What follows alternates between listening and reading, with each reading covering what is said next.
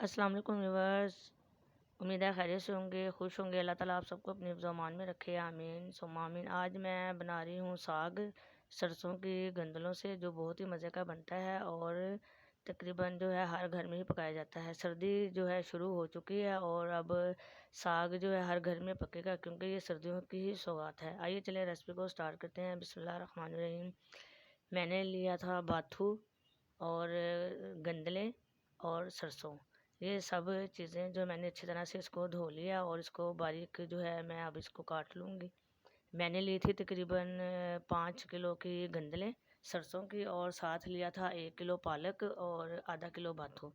ये सारी चीज़ों को मैंने धोया और बारीक बारीक काट के और एक डिचके के अंदर जो है मैंने पकने के लिए रख दिया है।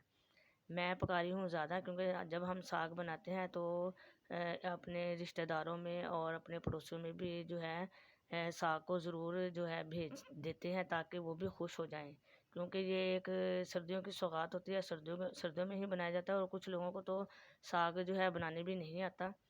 तो मैं आज कर रही हूँ अपनी अम्मी की रेसिपी को फॉलो। मेरी अम्मी जो है इस दुनिया में नहीं है, और आप दुआ करें अल्लाह ताला उन्हें जो है जन्नतुल फिरदौस में जगह अता फरमाए। जिस तरह से वो साग बनाती थी, आज मैं वैसे ही साग बना रही हूँ। ये आधा घंटा हो गया है, मैंने एक देचके में सारी चीज़ें डाल के और तकरीबन 4-5 जग पानी के डाल के पकने के लिए रख दिया था। और अब मैं इसका निकाल रही हूँ पानी। इसका पानी जो है ज़रूर निकाला जाता है, क्योंकि ये ज़रा कड़वा और कसीला सा होता है, और अगर हम पानी को नहीं निकालेंगे तो साग अच्छा नहीं बनेगा। अब मैंने ली है तकरीबन 1 किलो हरी मिर्च और एक गट्ठी ली थी स्प्रिंग ऑनियन की, गट्ठी ली थी लहसुन की, और एक आधा पाव का टुकड़ा लिया है अदरक का। सारी चीज़ों को मैंने धो लिया है और इसको जो है चॉपर में जो है चॉप कर लूँगी, चॉपर मशीन में डाल के। और आप चाहें तो कुंडी में भी ये कूट लें। हरी मिर्चें जो हैं साग के अंदर ज़्यादा ही जाती हैं, क्योंकि साग जो है इसी से ही बनता है मज़ेदार। आप चाहें तो लाल मिर्च भी डाल डाल सकते हैं, मैं लाल मिर्च भी डालूँगी। ये सारी चीज़ें जो है मैं अब इसके अंदर डाल दूँगी। और अब मैंने थोड़ी सी ली थी तकरीबन आधा पाव मेथी, और थोड़े से लिए थे सोए, वो मैं जो है इसके अंदर डाले हैं मैंने। और साथ में जो मैंने चॉप की हैं हरी मिर्चें वगैरह, वो भी अब इसके अंदर डाल दूँगी। सारी चीज़ें मैंने जो है अब इसके अंदर डाल दी हैं। अच्छी तरह से मिक्स करूँगी। ये तकरीबन जो है 7-8 घंटे लगेगा, साग जो है ये पकेगा, क्योंकि हमने पका रहे हैं हम देचके में। आप चाहे तो कुकर में भी पका सकते हैं, कुकर में तो फटाफट पक जाता है, तकरीबन आधा घंटा ही लगता है। ये लिए हैं मैंने जो है 4 चम्मच चिली फ्लेक्स के, वो इसके अंदर शामिल किए हैं। और साथ डालूँगी तकरीबन 2 लाल मिर्च पिसी हुई, वो चम्मच के वो मैंने इसके अंदर डाले हैं। और अब इसके अंदर डालूँगी तकरीबन 2 चम्मच नमक के, वो डाल के इसको पकने के लिए छोड़ दूँगी तकरीबन 6 से 7 घंटे, जब तक साग गलता नहीं। अगर उस दौरान में पानी कम हुआ तो मैं पानी जब इसके अंदर डालूँगी तो गर्म करके ही डालूँगी, हमने ठंडा पानी इसके अंदर नहीं डालना।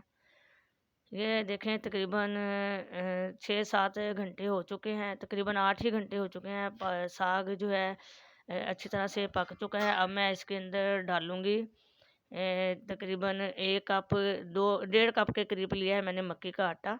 इसको मैंने अच्छी तरह से जो है छान लिया है।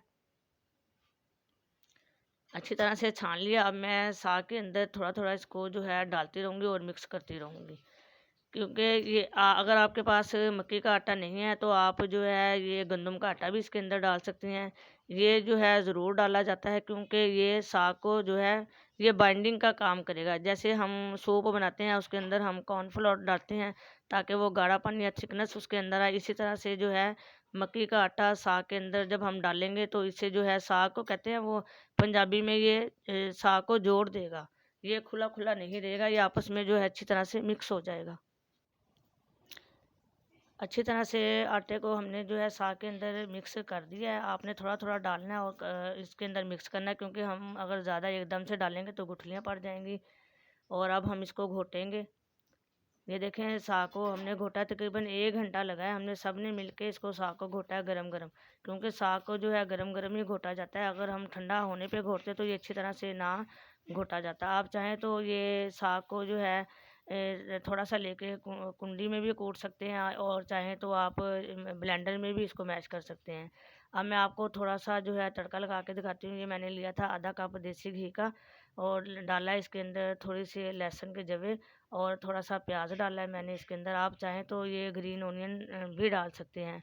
मैंने डाला ये दूसरा प्याज और अच्छी तरह से इसका मसाला बनाऊंगी। साथ में डाल रही हूँ मैंने आधा चम्मच नमक लिया, आधा चम्मच लिया है पिसी हुई मिर्च और साथ में लिया आधा चम्मच ज़ीरा पिसा हुआ और एक हरी मिर्च ली थी वो डाल के थोड़ा सा पानी डालूंगी और मसाला इसका अच्छी तरह से तैयार कर लूँगी। देखें रेसिपी को जो है आप पूरा देखिएगा और मैं आपसे रिक्वेस्ट करती हूँ कि जब आप रेसिपी देखें तो पूरी देखें और अगर आपने चैनल को सब्सक्राइब नहीं किया तो मेरे चैनल को सब्सक्राइब भी कर दें अगर आप नए हैं, मेरी पहली दफ़ा वीडियो देख रहे हैं। अब मसाला तैयार हो चुका है, अब मैं इसके अंदर डाल दूँगी साग को।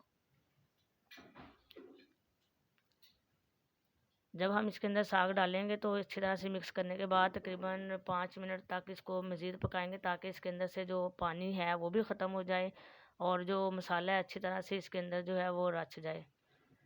ये साग तैयार है, अब मैं आपको डिश आउट करके दिखाऊंगी। बहुत ही मज़े का साग बना है और मैं डाल रही हूँ इसके अंदर तकरीबन थोड़ा सा सब्ज़ धनिया और अच्छी तरह से मिक्स कर दूंगी। देखें घी ऊपर आ चुका है, साग जो है खाने के लिए तैयार है। अब हम इसको सर्व करेंगे।